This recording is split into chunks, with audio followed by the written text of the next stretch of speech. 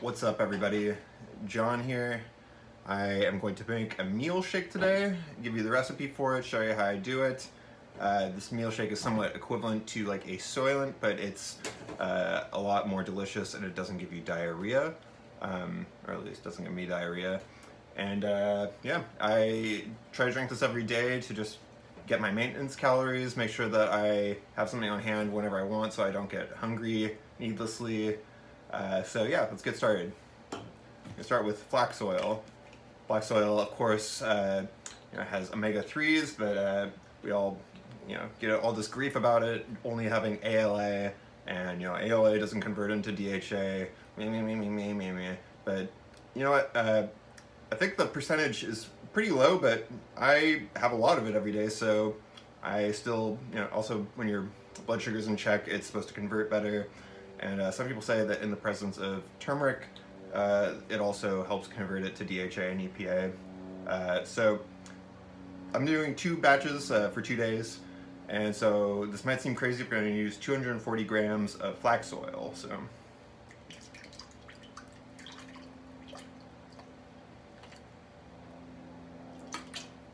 cool. It's 246, close enough. Now, next I'm going to do about 800 grams of water. This is just to make sure that it's thin enough to blend effectively.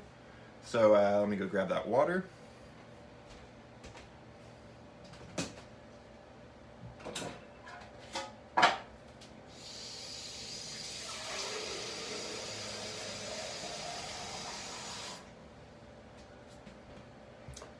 So basically, for each shake, I'm going to have about 800 grams of water. I'll add the other 800 grams to the individual bottles of it, just because my blender isn't particularly high volume, so I just need to be able to blend it without going over the liquid capacity. So 800 grams.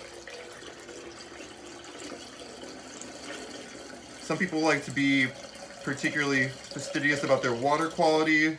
I probably should, but I'm not.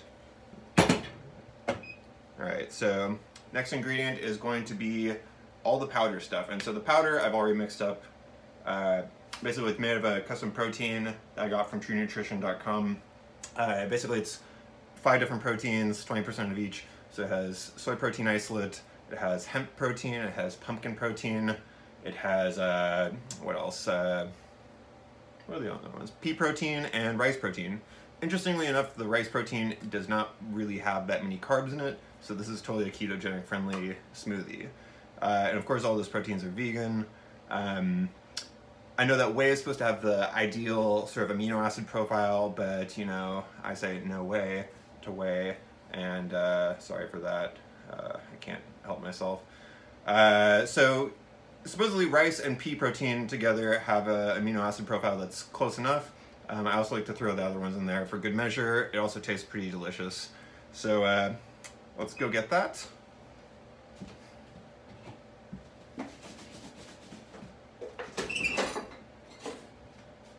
Now, this powder is already mixed up with the other components that I'll tell you about in a second. I would usually use about 80 grams per serving, so 160 grams altogether. But since I have the other things mixed in, I'm going to do 206 grams. To include the other ingredients.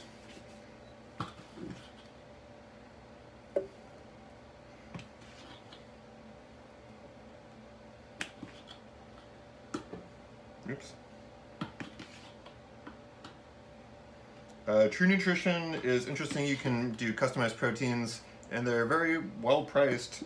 You can see a fucking bag of pea protein at Whole Foods for like $30 or something for a pound. It's absurd. I mean, I'm just quoting fake numbers right now, but this is very affordable at True Nutrition. So the other components to this powder that I have mixed in there are basically, for a day, I have 5 grams of creatine monohydrate, I believe 2 grams of taurine. Those are just both flavorless powders that I don't mind throwing in here because you can't perceive them really flavor-wise. But then I also have 2.5 grams of sea salt per day, 2.5 grams of potassium citrate, and what else in there? Oh yeah, acacia fiber. And so I got this idea generally from, my nippies are showing. I got this idea generally from Keto Chow. Keto Chow, of course, is not a vegan product, but you know, the idea that they have is like provide this powder with all the proteins and the fiber and the, you know, electrolytes and stuff to make veganism, or not veganism, keto very easy for people. And so I've just swapped out the whey protein that they use for my custom protein, and then they basically suggest, you know, you add the fat yourself, and other people would have fat mixed in already, but they say, you know, this gives you a little bit more control, and I really like that idea. And so that's why I have the, you know, fat that I have chosen. Also with the fat, usually I have a custom fat blend, but my subscription to these fats is a little bit nuts right now, so I am fucking swimming in flax oil. There's one more in here beyond this. So generally it also has avocado oil and MCT oil. Avocado is the least sort of like interesting of those, but it's a lot cheaper than these. You know, flax oil is pretty expensive, and then the you know, C8, the caprylic acid MCT oil, is very expensive. And I'm in a weird situation right now where I have so much MCT oil that I am sort of indulgently drinking it, and yeah, it's a weird situation to be in. I've never been in that because this bottle's like, you know, 40 bucks or some shit. So anyway, I have all that in here.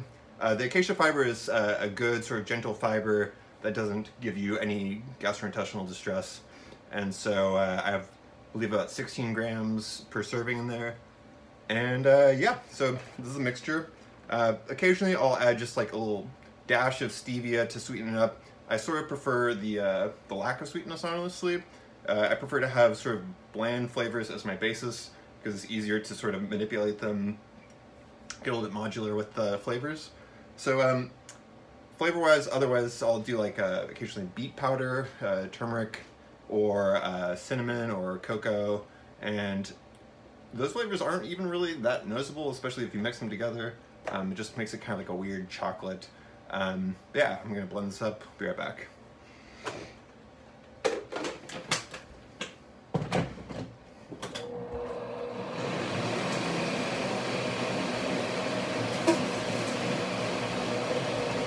All right, now, hopefully you can hear me. I am definitely not a jock, as you can tell by my fucking 20 BMI over here. So I have these shaker bottles, which is a hilarious thing to see me with. Basically gonna fill these up as evenly as possible, and then I'll add the remaining water to just fill them up. And yeah, let's see here. To put all these flax oils away.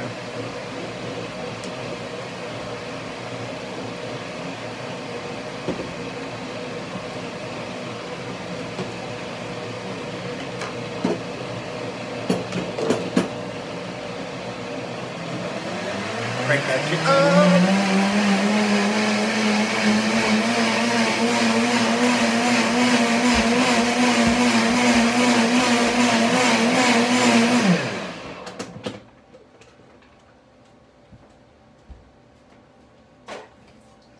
All right, so now we have what I call Good Gruel. It's, you know, nicer than gruel, but it's kind of funny to call it gruel.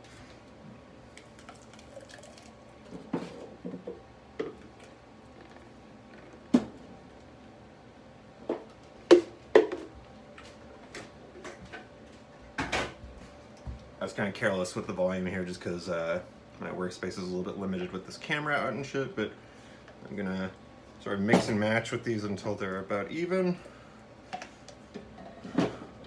Close enough, cool. Gonna add the rest of the water. Now, right now it's sort of still warm.